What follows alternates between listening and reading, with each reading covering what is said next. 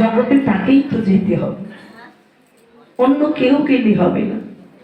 তাকিয়ে দেখুন সেটা কোন বাঁশি গো? গোবিন্দ কখনো বাঁশি বাজায়? মহাজন বললেন সদা সর্বদাই তিনি বাঁশি বাজাচ্ছি, কিন্তু বাঁশির ধ্বনি আমরা কেউ শুনি না। এ ধ্বনি কেউ শোনে না গো। কেন? গোবিন্দ বৃন্দাবনে বাঁশি বাজায়, নবলক্ষ ধেনু নিয়ে গেছে গোষ্ঠে, সব সময় বাঁশি বাজাচ্ছে। এই বাঁশির ধ্বনি শ্রবণ করতে এক পথিক পথ দিয়ে যাচ্ছি মনের মধ্যে,